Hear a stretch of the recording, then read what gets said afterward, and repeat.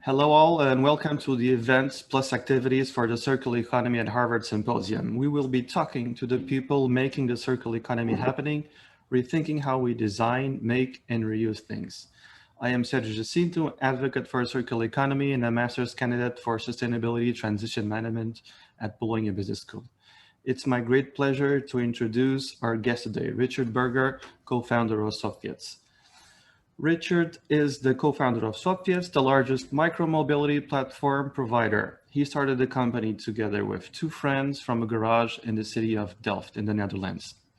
With bicycles and has grown successfully to almost 60 cities in 7 countries in the European Union.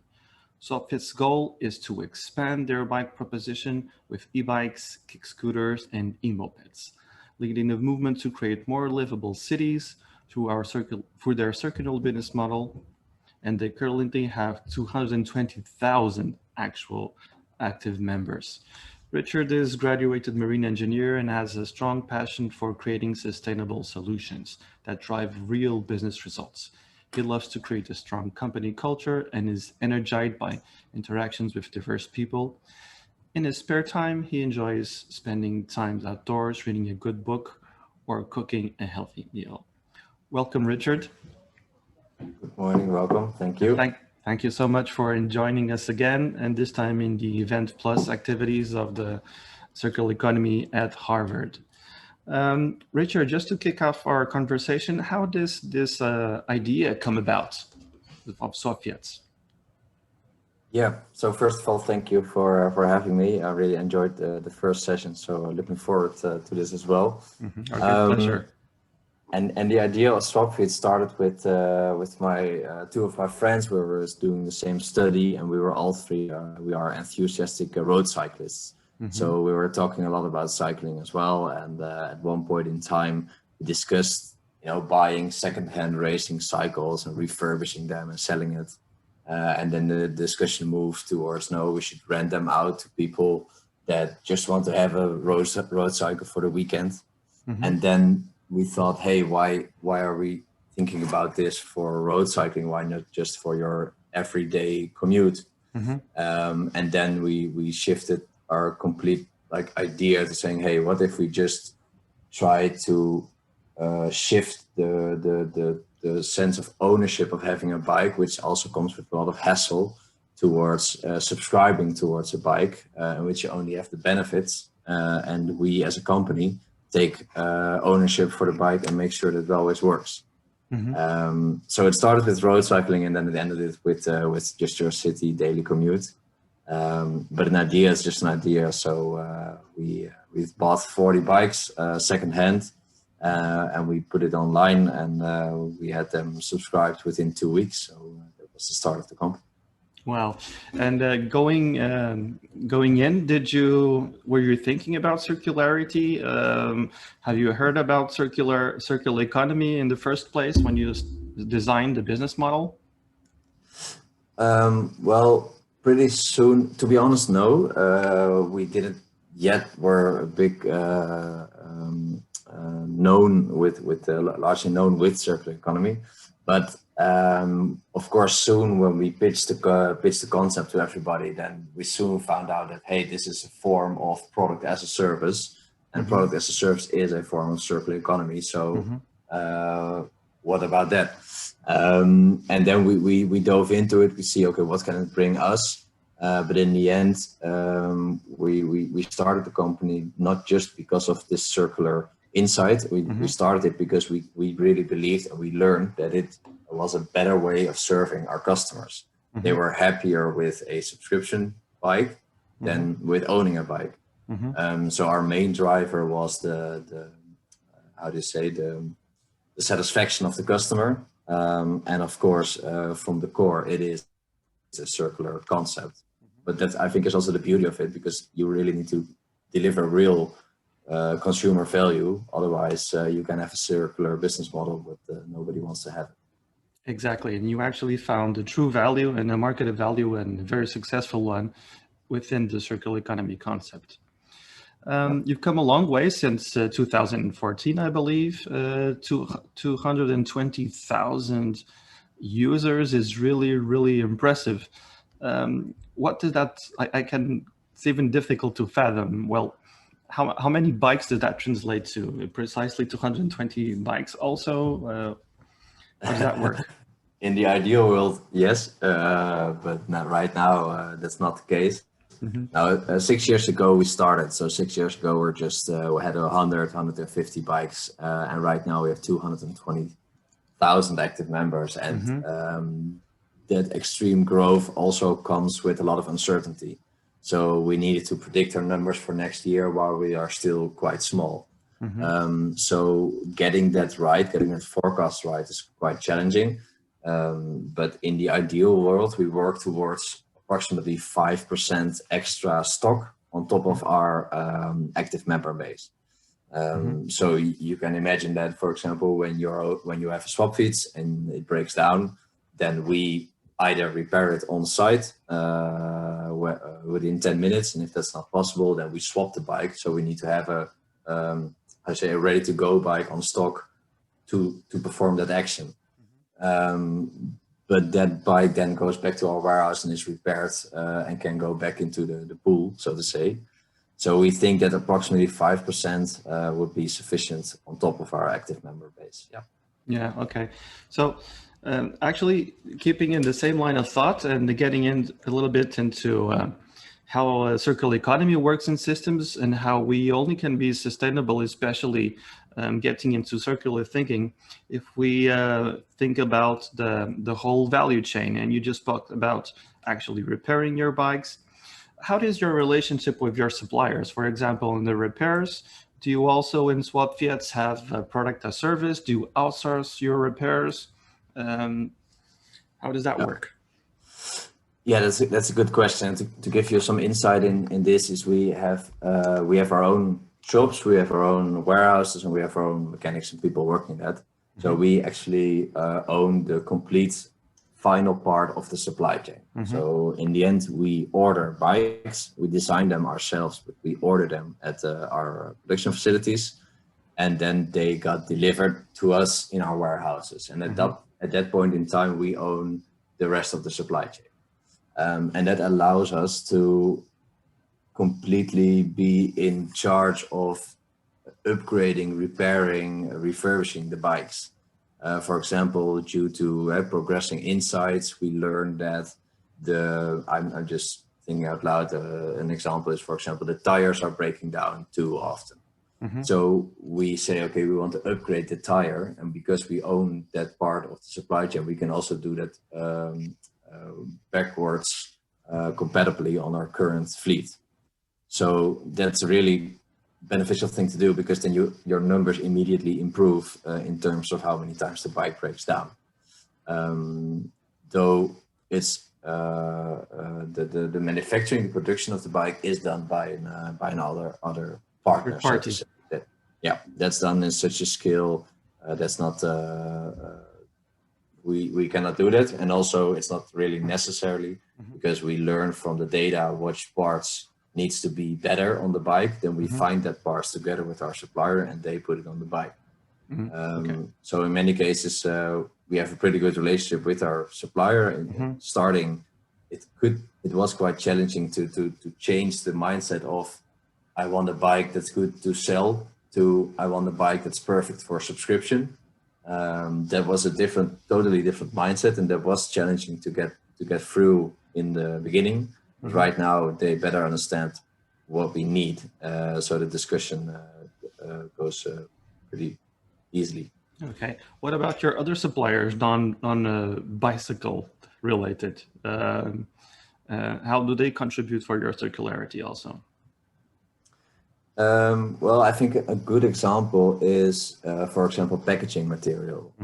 We order bicycles straight from the factory, and they traditionally come in very large cardboard envelopes and a lot of plastic packaging material, because normally these bikes are ordered by bike shops and they order just a few at the same time, and we order like hundreds or thousands at the same time. So we have quite a lot of waste, I imagine, all of a sudden. Yeah, we have a lot of waste. So, and it's not really necessarily, because all these bikes for us, they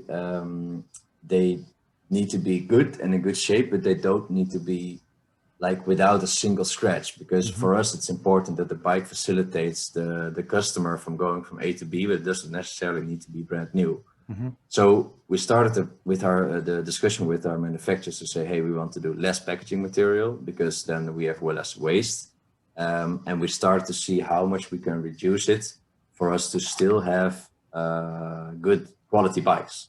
They're not damaged by the transport.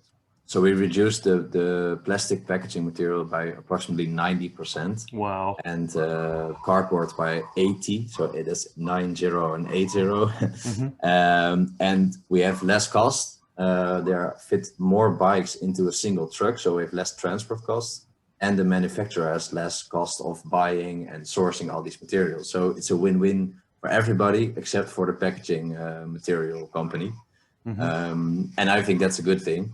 And in the end, it also is not that necessarily leading to more damages. So I think other businesses, even if you're just a small bike shop, can learn from this as well. Yeah, that's an awesome example. Thank you, Richard, for that. It really shows directly how thinking in terms of sustainability brings value and makes business sense, thinking circularly. Yeah. Richard, what would you say is your biggest challenge in terms of logistics, and also thinking here in terms of reverse logistics? Well, I think in terms of logistics, we can pretty good serve on the existing infrastructure and the existing what's already out there. I think that's not necessarily a challenge.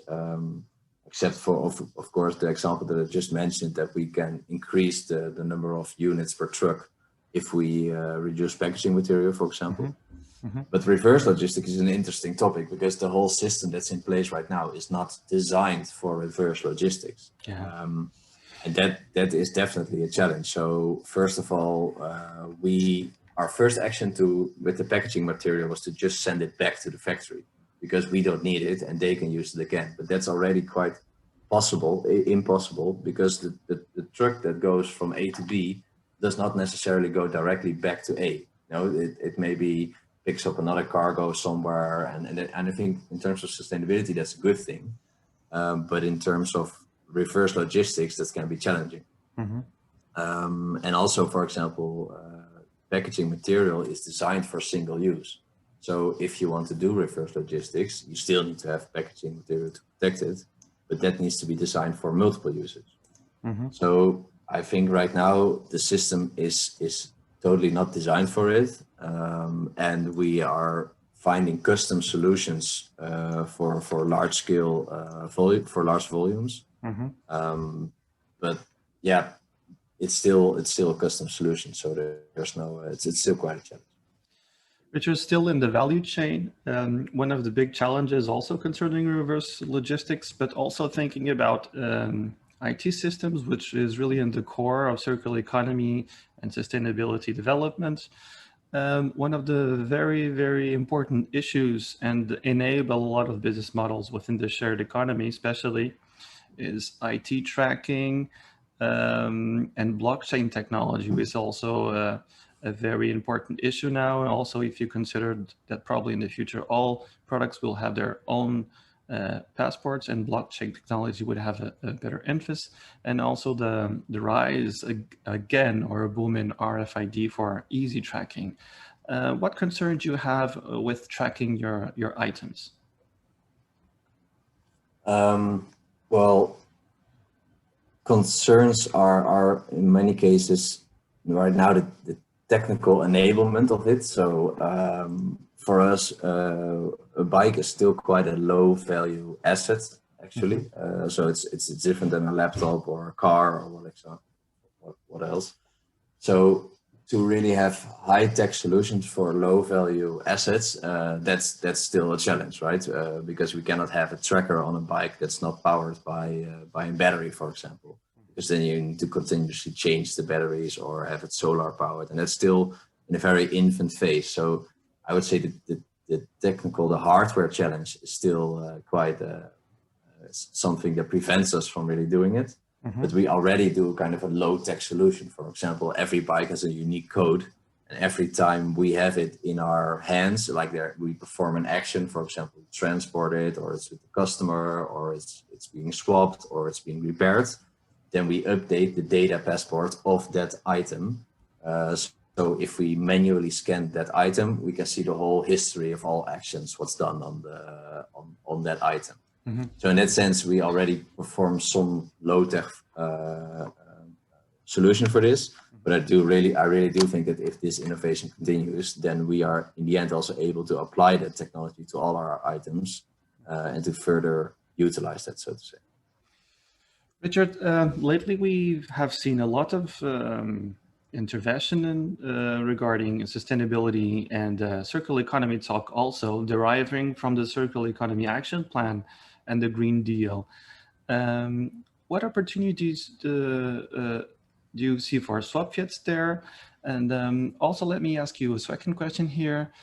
We also see new initiatives being done beyond what people think will be the requirement from these action plans. Like, for example, in England, they just have announced they will ban petrol cars and diesels by 2030, for example.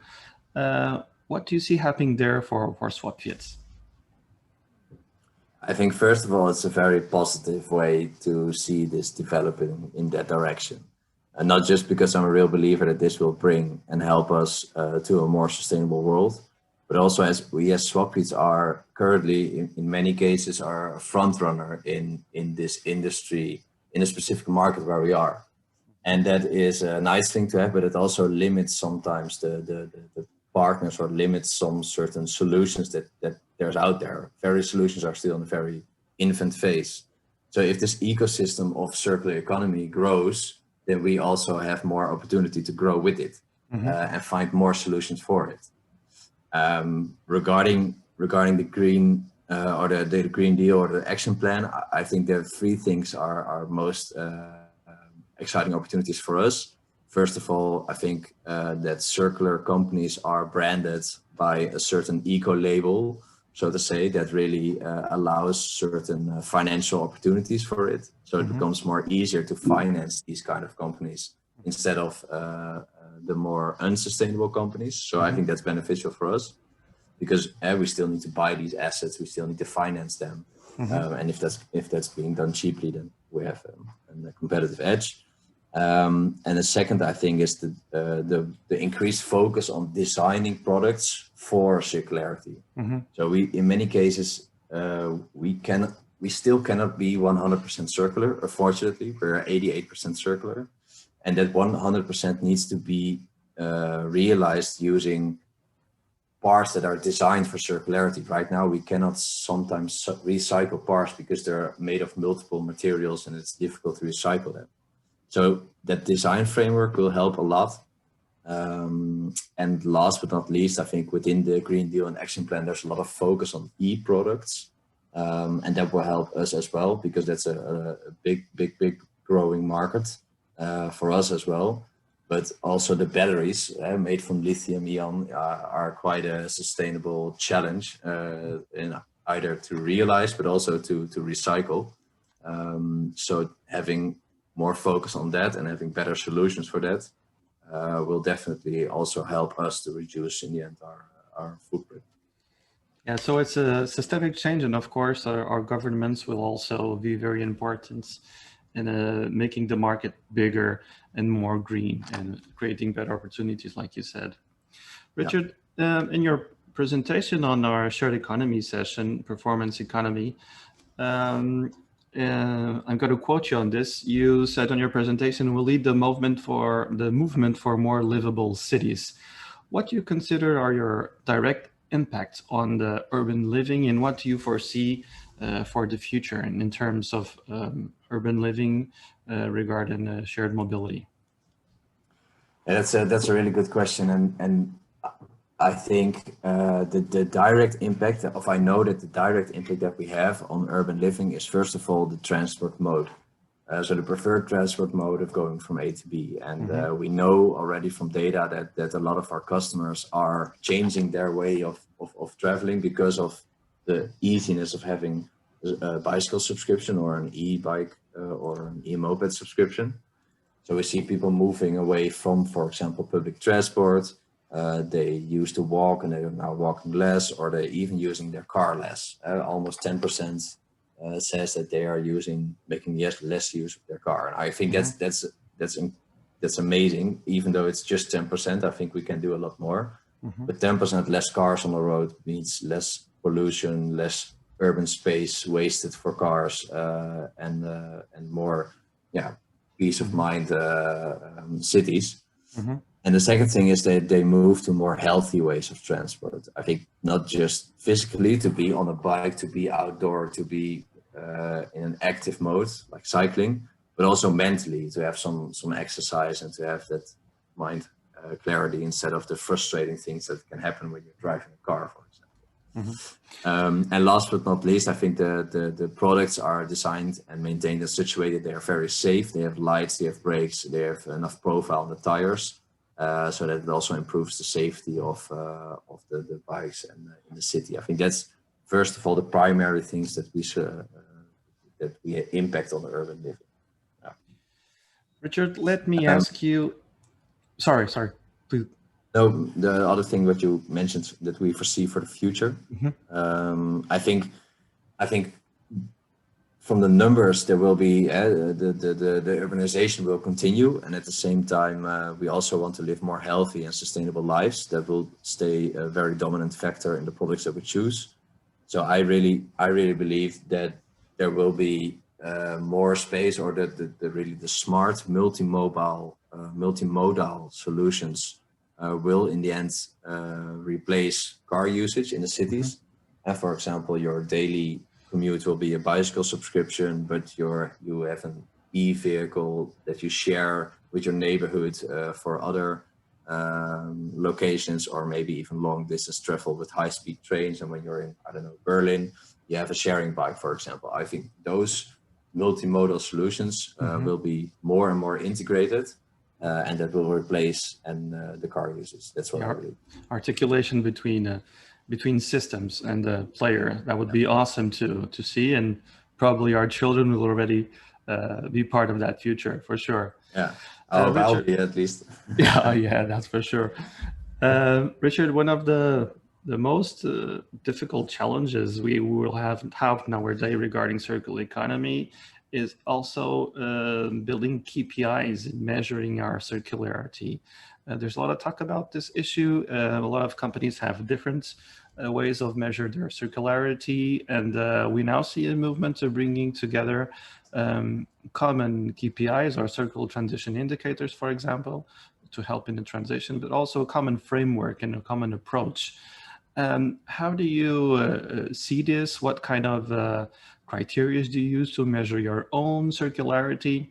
But also, do you have already indicators that you think would be transversal to compare to other players or other industries, for example? Yeah, so we do measure circularity right now, and it's kind of a complex metrics. I do agree with you on that, because in many cases circularity is now interpreted as recyclability, and recyclability is just one piece of the puzzle. Sure. Because in the end it's the final step before products being wasted, but you also have to repair, you have reuse, refurbish, remanufacture, and then recycle. So recycle is only the fifth step in all the ladder that you have on the re-skill, so to say. And we recently measured how we are performing in every step along the way. So we as a company, we operate, or for one bike type, we operate at 88%, where 9% is still to be gained in the virgin material that we use to operate our bike. So still virgin materials being mined, extruded, and used for our product. And 3% of the things that we use is wasted. So we either cannot recycle it or we don't. so we don't have the facilities for it. And that's like a moment in time where we measure that every year, and we have discussions with our supplier to increase the recycled content of our products, or maybe apply rapidly renewable content in our products to also reduce the virgin material.